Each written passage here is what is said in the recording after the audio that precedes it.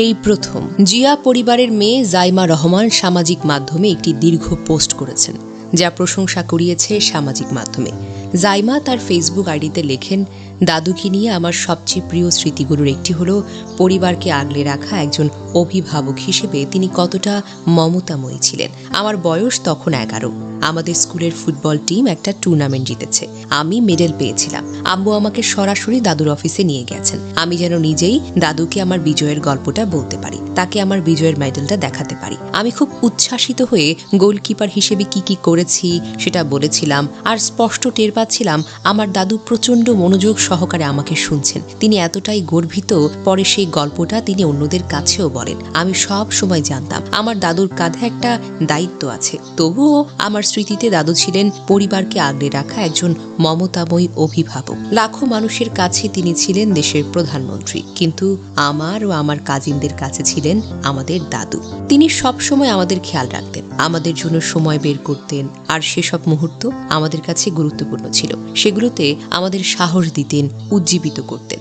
ছোট ছোট মুহূর্তগুলো থেকেই আমি নেতৃত্বের প্রথম শিক্ষা পাই। সেটা হলো নম্রতা, আন্তরিকতা আর মন দিয়ে শোনার মানসিকতা। বাংলাদেশের বাহিরে কাটানো 17টা বছর আমার জীবনে অনেকভাবে বদল এনেছে, কিন্তু আমি কখনোই আমার শিকড়কে ভুলে যাইনি। কারণ আমাদের সত্তার যে ভিত্তি, আমাদের যে সংস্কৃতি, আমাদের যে মূল্যবোধ, সেটাই তো আমাদেরকে মানুষ হিসেবে গড়ে তোলে, আমাদের পরিচয়কে বহন করে। প্রবাসে থাকা দ্বিতীয় ও তৃতীয় প্রজন্মের অনেক বাংলাদেশির মতো আমি নিজেও দেশের বাহিরে ভিন্ন দেশে অনেকগুলো বছর কাটিয়েছি।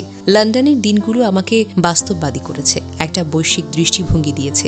যদিও আমার হৃদয় মন সব সময় বাংলাদেশেই ছিল। প্রাতিষ্ঠানিক শিক্ষা আমাকে শৃঙ্খলা ও বিষয়ভিত্তিক জ্ঞান শিখিয়েছে, তবে মানুষের সঙ্গে কাজ করা আমাকে শিখিয়েছে আরও অনেক বেশি। শিখিয়েছে দায়িত্বশীল হতে, বিপদগ্রস্তের পাশে দাঁড়াতে, আইন পেশায় কাজ করার সময় কাছ থেকে দেখা মানুষগুলোর গল্প আর সেই গল্পগুলোর যৌক্তিক আইনগত সমাধান খোঁজার দায়িত্ব আমাকে আলোড়িত করেছে।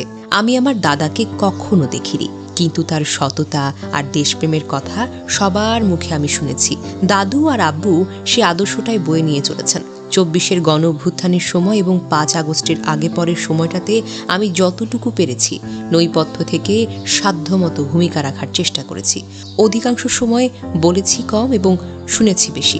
ছোট ছোট কাজের মাধ্যমে তাদের বোঝাটাকে একটু হালকা করার চেষ্টা করেছি। অনেকগুলো বছর পর দেশে ফিরছি।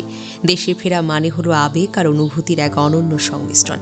দেশে ফিরে ইনশাল্লাহ আমি দাদুর পাশে থাকতে চাই। এই সময়টাতে আব্বুকে সর্বান্তক সহযোগিতা করতে চাই। একজন দায়িত্বশীল নাগরিক হিসেবে দেশের জন্য সর্বস্ব দিয়ে সর্বোচ্চ ভূমিকা আমি রাখতে চাই। নিজের চোখে, নিজের অভিজ্ঞতায় প্রিয় বাংলাদেশকে নতুন করে জানতে চাই। মানুষের সঙ্গে সামনাসামনি কথা বলতে চাই। যেভাবে এগোনো দরকার আমি চাই বাংলাদেশ আবার সেভাবেই সামনের দিকে এগিয়ে যাক, গর্জে উঠুক। আমি জানি আমার পরিবারকে ঘিরে দেশের জনগণের কৌতূহল রয়েছে, প্রত্যাশাও রয়েছে। সেটি কখনো আশার, কখনো প্রশ্নের।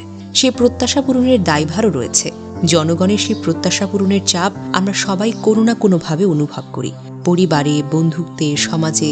সংক্ষেপে আমার নিজের ভাষায় এই হলো আমার গল্প। আমাদের প্রত্যেকের জীবনে একটা নিজস্ব গল্প আছে। এই গল্পগুলোকে ধারণ করে আমরা সবাই হয়তো একসঙ্গে বাকি পথটা হাঁটতে পারি।